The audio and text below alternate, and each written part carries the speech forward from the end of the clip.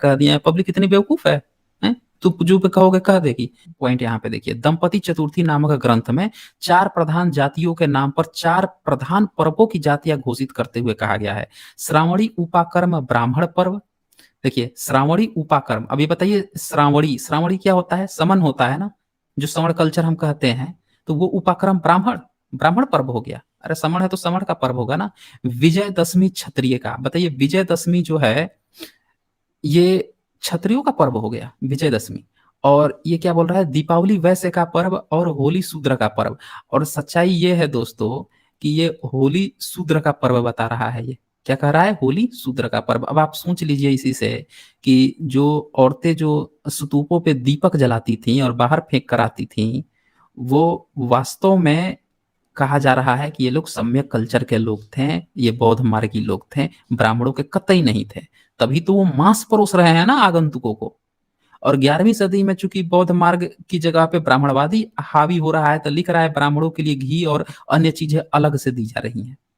अरे कोई जब सदियों से वो रहा होगा, ब्राह्मण धर्म फॉलो करता है, तो वो मांस क्यों खाएगा? वो तो शाकाहारी रहेगा ना।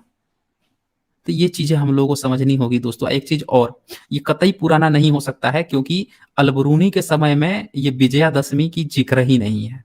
उसने सारे पर्व लिखे हैं, सबका अलग अलग रूप क्या क्या चीज था, लेकिन विजयादशमी तो कतई नहीं है, रामलीला का कतई जिक्र नहीं है उसमें। तो इसलिए भी इनकी ये जो किताब है दंपति चतुर्थी, ये बहुत बाद में लिखा, ये फर्जी बातें हम लोगों के ऊपर थोपी गई है दोस्तों। और आगे देखें, पौराणिक काल में अब ये कहानी बना देंगे कि देखिए देखिए अभी हमने बताया ना कि मानव धर्म गृह सूत्र में हम लोग वहां पे फाल्गुन पूर्णिमा में फसल उगने पर ये करते थे। तो पौराणिक काल में ना सारा चीज चेंज हो गया, बदल गया, ये कहानी ये लोग बताएंगे।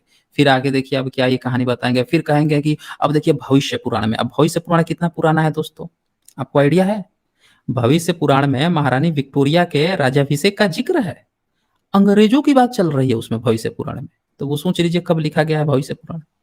तो उसमें उन्होंने एक और कहानी घुसेड़ दी है, अब वहां से इन लोगों ने होली का पर्व बना दिया। मतलब इससे भी क्लियरफाई होता है कि जो पौराणिक कहानियों से आपका होली का त्योहार मनाने की बात आ रही है, वो अंग्रेजों के समय में बनाई गई है। अब देखिए क्या कहता है भविष्य पुराण में।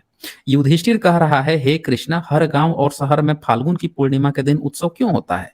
उस दिन किस देवता की पूजा की जाती है और क्या किया जाता है? तो रिप्लाई सुन लीजिए। कृष्ण कहता है, सतयुग में रघु नामक एक श्रेष्ठ राजा था। एक दिन उसकी प्रजा ने उसके पास जाकर हाहाकार किया और त्राही त्राही कहने लगी। लोगों ने कहा, हमारे घरों में ढूंढा नाम की राक्षसी दिन रात बच्चों को तंग करती है। हमने कई तरीकों से उसे भगाना चाहा, पर वह हमारा पिंड नहीं छोड़ती। प्रजा के ये शब्द सुनकर राजा ने नारद के इस विषय में चर्चा की। नारद ने कहा, हे राजन, आज पूर्णिमा है, अब सर्दी समाप्त हो गई है, प्रातःकाल गर्मी शुरू हो जाएगी। बच्चे लकड़ी की बनी तलवारें लेकर योद्धाओं के समान प्रसन्न होकर चले। वे सूखी लकड़ियों और उपलों को सहस्त्र एकत्र करें, विधि पूर्वक आग जलाकर रक्षोग्न मंत्रों का उच्चारण करते हुए हवन करें, अग्नि की परिक्रमा करते हुए हंसे गाएं, जिसके मुंह से जो आए उसका उच्चारण करें, अपनी अपनी भाषा में स्त्री के गुप्तांगवाची शब्दों को बोले। ध्यान दीजिएगा दोस्तों, बच्चों को सिखा रहा है भविष्य पुराण कि आग जला लो फाल्गुन पूर्णिमा के दिन, और उसके बाद से क्या करो कि एक स्त्री का जो गुप्तांग होते हैं, वैसे शब्द जो है ना खूब बोलो, खूब गाली दो धर धर के अपनी अपनी भाषा में खूब। इसीलिए तो आज भारत में जितनी भी गालियां हैं उसमें से 90 से 95% गालियां स्त्रियों के गुप्तांगों पर बनी हैं। ये भविष्य पुराण शिक्षा देता है, ब्राह्मण धर्म ने ये शिक्षा दिया है हम भारतीयों को कि भैया इस तरह से जो है आपको दिन रात गाली गलौज करना है। छोटे छोटे बच्चों को सिखाया जा रहा है, तभी तो इतनी फूहड़ ढंग की होली बन गई है। आप जाके देखिए देवर भाभी की होली चल रही है, जो मन करे वो कपड़े की चिंता नहीं, उठा के कैसे लसार रहा है, डाल रहा है, क्या कर रहा है, चल रहा है, बना दिए ये गाली गलौज वाली चीजें। तो ये भविष्य पुराण में अंग्रेजों के समय में लिखकर और लोगों को दे रहे हैं। अच्छा, इसमें आके ये लिखते हैं कि ऐसा करने पर राक्षसी भाग गई, तब से यह होलिका नामक पर्व चल पड़ा। और ये कल्पद्रुम में लिखा हुआ है, जय सिंह कल्पद्रुम में ये कहानी बताई है भविष्य पुराण ने होलिका की। इसी तरह से और भी बहुत सारी कहानियां हैं। होलिका नामक राक्षसी से जल्द ही पुराण कालों की दाल गल गई, तो अश्लील शब्दों का उच्चारण करके भगाने का विधान किया गया। शीघ्र ही उसकी पूजा के आदेश दे दिए गए। नारद पुराण ने देखिए क्या लिख दिया, ये लिख रहा है, फाल्गुन की पूर्णिमा के दिन होलिका पूजन करना चाहिए। तो अब डेट तय कर दिया गया कि फाल्गुन की पूर्णिमा के दिन होलिका, ये नारद पुराण में बात आती है। तो दोस्तों आज आप जो होली मना रहे हो, इन सब का इतिहास जो है पौराणिक है। उससे पहले जिस फॉर्म में था वो किसी और फॉर्म में था, किसी और का था, और औरतों का पर्व था। वो अपने स्तूपों पे दिए वगैरह दीप जलाती थी या कुछ भी करती थी, वो स्त्रियों का पर्व था। ये इन लोगों ने पौराणिक कथाओं में इस तरह से गंदी संधि बनाकर आपके ऊपर थोप दिया है। आप इसको लेकर लपक लिए हैं, अपना इतिहास भूल गए हैं। आप किस लिए मनाते थे? मान लीजिए कोई डेट है, मान लीजिए कि आपके पिताजी का बर्थडे है, आपके पिताजी के बर्थडे आपको मनाना है। अब मान लीजिए कि आप मनाए, एक दो पीढ़ी और मनाई, फिर कोई तीसरा चौथा बंदा आया आपके यहाँ, आपके गांव में रहने लगा, फिर धीरे धीरे उसका प्रभुत्व बढ़ाया, फिर उसी डेट पर क्या किया उसने, कुछ नौटंकी की, उस डेट पर कुछ और मनाना शुरू कर दिया। अब क्या हुआ कि दो चार पीढ़ी बीती, तो अब उस डेट पर पूरा गांव जो है आपके पिताजी का बर्थडे मनाता था, अब किसी और का मन रहा है। फिर 200-400 साल बीतेंगे, अब जो है आप भी मनाने लगे अपने पिताजी का छोड़कर, अब वो जो नया शुरू किया था उसमें घुस गए, उस दिन वो मना रहे हैं। यही तो हाल हुआ है दोस्तों।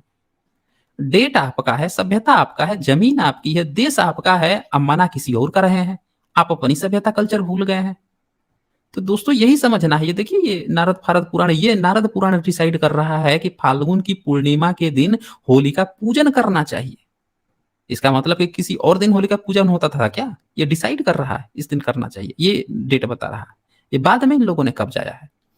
इसी तरह से इसमें और भी बहुत सारा आता है कि अब कृष्ण से जो लोग जोड़ देते हैं, जितना जितना ये बनाएंगे देवी देवता, सबसे जोड़ना पड़ेगा ना पर्व, तभी तो कमाई होगी ना। तो किसी ने कृष्ण से जोड़ दिया इस घटना को, बता दिए कि भाई एक बच्चा था छोटा सा गोद में दूध पीता बच्चा, और एक राक्षसी को किसी ने भेजा था कि जा उसको मार दे। तो गई राक्षसी, गई तो उसने कहा कि दो बेटे को दो मुझे, मैं दूध पिलाती हूँ। दे दिया दूध पिलाने के लिए। अब लेके लगी दूध पिलाने, लड़का बड़ा शैतान था, छोटा था, मासूम था, लगा दूध पीने। उतनी हट्टी कट्टी महिला की पीते गया पीते गया, पता नहीं दूध पी रहा था क्या पी रहा था, पीते पीते उसका खून पीने शुरू कर दिया।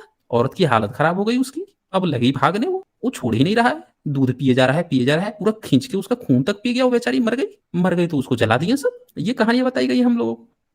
और बताते हैं कि उसका पूतना था, अब जब मर गई तो गिर गई नीचे, तो बहुत विशाल थी, तो उसका पूरा बॉडी पार्ट को काट काट के, और गांव वालों ने कहा कि चलो इसको जला देते हैं। यार लड़के ने तो उसका पूरा दूध के साथ साथ खून भी पी लिया। अब क्या करें, पोल खुल जाएगी, चलो चलो जल्दी से इसको जलाओ। जला दिए सब उसको। उसको ये बताना शुरू कर दिया कि भाई अब ये होलिका हो गई। शर्म नहीं आती इन बेशर्मों को? एक महिला को तुम लोग मरवा देते हो, कैसी कहानियां भी तुम लोग रचते हो यार।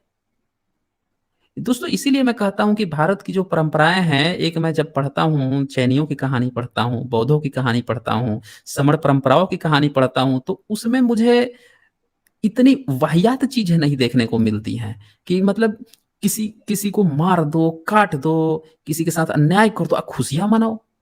उनमें फिर भी संवेदना झलकती है। यहाँ पे इतना है हुड़दंग कि देखो, बच्चे से जो है बड़ी महिला का दूध ही पिलवा के मार डालता है, उसको जला देते हैं। उस दिन से होलिका मनवा रहे हैं, बोल रहे हैं कि भाई कृष्ण से जुड़ गया कहानी, अब मनाओ तुम लोग भी। कृष्ण जी बचपन में ही किसी दूसरी स्त्री का दूध पी गए थे, खून पी गए थे, उसको जला दिया गया था, इसीलिए होली मनाई जाती है। अब बच्चा जो है मना रहा है, जितने कृष्ण भक्त हैं होली मना रहे हैं। क्यों मना रहे हैं? और कृष्ण जी ने महिला का मर्डर किया था। मर्डर का तरीका बड़ा गजब है, ध्यान दीजिएगा दोस्तों। इसलिए मनाओ होली। अब महिला का मर्डर का बनाओ होली। ये हम लोगों को कहानियां परोसी गई है। अब दूसरा ये देखिए, राजपूताने के लोग हिरण्यकश्यपु की बहन और प्रहलाद की घटना से इसे जोड़ते हैं। अब राजपूताने के लोग जोड़ते हैं भाई साहब, तो राजपूताने में तो क्यों जोड़ते हैं? क्योंकि उनके यहाँ तो महिलाओं को जलाने की प्रथा है। जोहार की प्रथाएं देखी गई हैं वहां पे। महिलाएं जो है आग में जल जाती थीं, जला दी जाती थीं, या सती के लिए मजबूर होती थी, क्या होती थी, बहुत सारी कहानियां हैं, उस पर तो विवाद भी होते रहता है।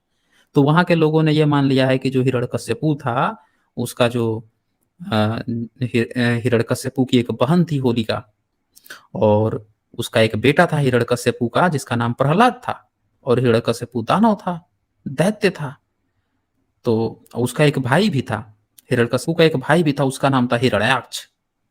तो हिरण्याक्ष की कहानी ये थी कि वो बंदा जो है एक दिन चारों वेद को ही उठा के, अब पृथ्वी जो है लेके घुस गया उसमें, पानी में। अब पुराण के इतिहासकार जो हैं, इतिहासकार कह के मतलब इनकी कितनी बेइज्जती हो जाए, बहुत बेइज्जती हो जाएगी इतिहासकार शब्द से। पुराणकार के जो मित इतिहासकार लोग हैं, ये लोग लिखते हैं कि विष्णु जी जो है कि अरे धरती पूरी गायब हो गई, वेद ही गायब हो गया। तो अवतार ले लिए। किस चीज का अवतार ले लिए? तो सुअर बन के आए, वो बड़ा अवतार लिए, बड़ा गजब अवतार लेते हैं, सुअर में बन के आ गए। अब बताइए, सुअरों, जो सुअर प्रजातियां हैं भारत में, उनको नहीं पता है कि उनके अंदर भी कोई अवतार लेके ईश्वर बना हुआ है, उनको नहीं पता है। इंसानों को जरूर पता है कि हमारा भगवान जो है सुअर का अवतार ले लिया है, मतलब जिसमें हुआ है उनको नहीं पता है। वो बेचारे आज भी हैं, पकड़ के लोग काट काट के खा भी जाते हैं, उनको पालते हैं, बेच देते हैं, कई लोग काट काट के खा जाते हैं उनको भी बेचारों को। कहने को तो वो बड़े भगवान के अवतार हैं, अवतार लिए थे इसमें।